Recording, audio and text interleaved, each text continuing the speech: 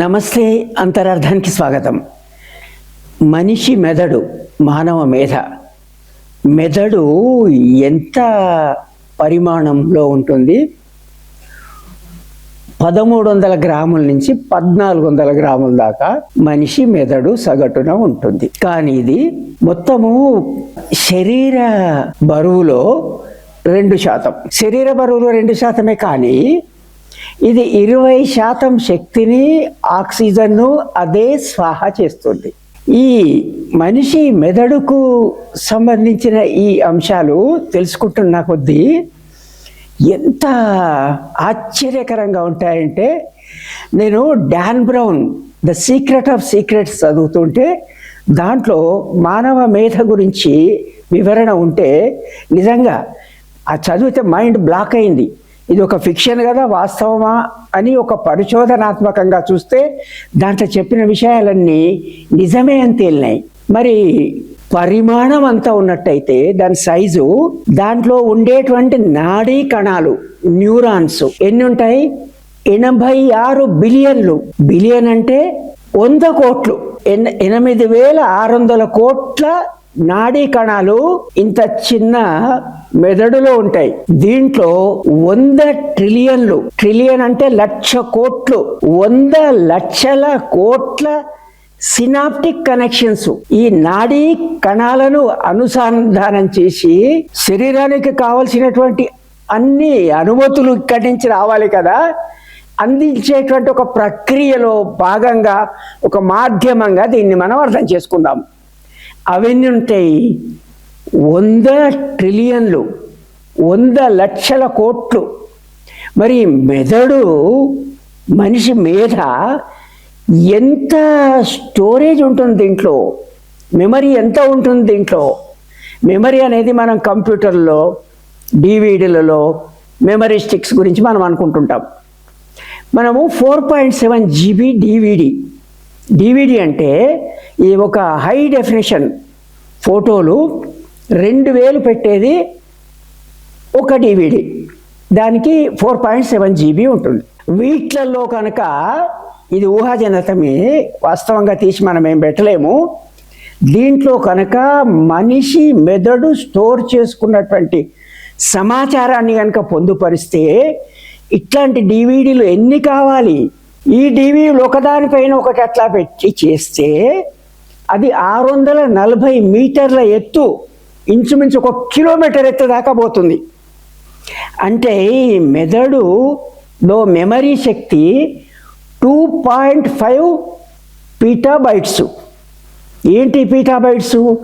మనం bytes, kilobytes, megabytes, gigabytes, terabytes ఇవన్నీ ఉన్నాయి కదా, అన్నిటికంటే ఇంకా పెద్ద పీటాబైట్స్. ఈ బైట్స్ గురించి దాని వివరణ చెప్పే బదులు ఇట్లా డివిడీలో కనుక మనం పెడితే ఎంత ఉంటుంది? మానవ మేధకు సంబంధించి, మెదడుకు సంబంధించిన జ్ఞాపక శక్తి ప్రతి మనిషికి ఉండేది చెప్తున్నా, అంత ఉంటుంది. మరి ఇది చెప్పడానికి కారణము, ఇప్పుడు కృత్రిమ మేధ వస్తుంది, ఆర్టిఫిషియల్ ఇంటెలిజెన్స్. ఆర్టిఫిషియల్ ఇంటెలిజెన్స్ చాలా వేగంగా ముందుకొస్తుంది. ఆర్టిఫిషియల్ ఇంటెలిజెన్స్ వేగంగా ముందుకొచ్చినప్పటికీ మానవ మేధ కంటే పోలిస్తే ఒక వాదన, అది తక్కువే కదా. మానవ మేధను ఉపయోగించి కంప్యూటర్ కానీ, సూపర్ కంప్యూటర్ కానీ, ఆర్టిఫిషియల్ ఇంటెలిజెన్స్ని కానీ తయారు చేయడం సాధ్యమవుతుంది. కానీ మానవ మేధను ఆర్టిఫిషియల్ ఇంటెలిజెన్స్ తయారు చేయలేదు అనేటువంటి ఒక భావన ఇప్పటిదాకా.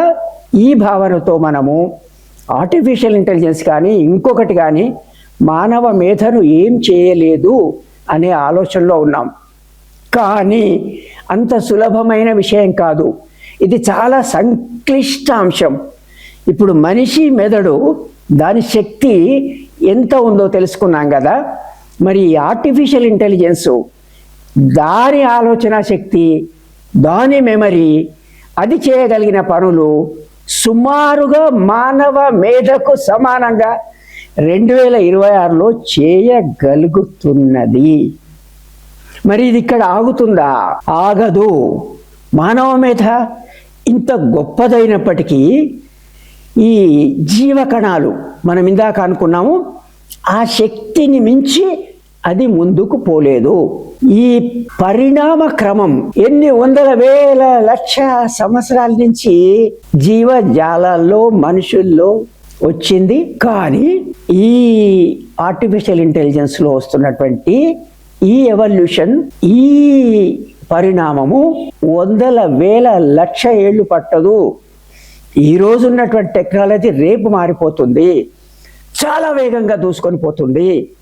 ఆ లెక్కన ఈరోజు మానవ మేధకు సమానంగా ఉన్నటువంటి ఆర్టిఫిషియల్ ఇంటెలిజెన్సు ఎన్నో రెట్లు, 10 రెట్లు, 100 రెట్లు, 1000 రెట్లు పరిమితి లేని స్థాయికి, ఇన్ఫినిటీ లెవెల్కు ఇది పోనున్నది అనేది భయంకరమైన సత్యం. తర్వాత ఇప్పటిదాకా కంప్యూటర్లను మనం నిర్దేశించి సమాచారం అందించి చెప్పిన పనులు చేయించేవారము ఒక టూల్ లాగా. ఇప్పుడు ఒక పరికరమే, కానీ ఈ పరికరము ఒక అటానమస్ ఏజెంట్గా రానున్నది. ఈ ఏజెంట్ తనే ఆలోచించి దీనిలో మంచి ఏంటి, చెడు ఏంటి, ఈ నిర్ణయం తీసుకోవచ్చా తీసుకోకూడదా నిర్ణయిస్తుంది.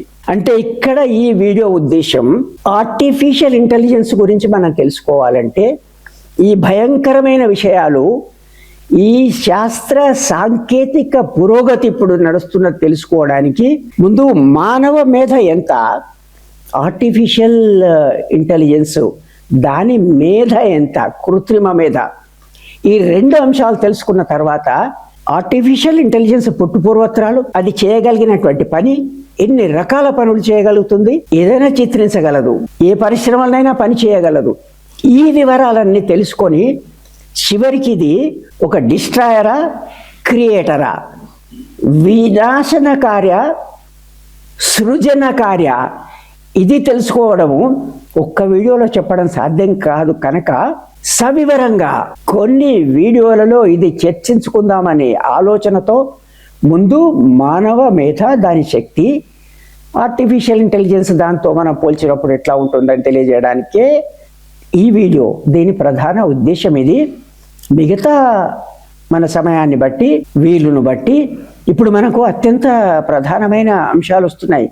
ఇరాన్ ఇరాక్ సంబంధించినటువంటి యుద్ధం, ఇజ్రాయెల్ యునైటెడ్ స్టేట్స్ కలిపి చేసిన దాడి, అది అక్కడి వరకే ఉంటుందా?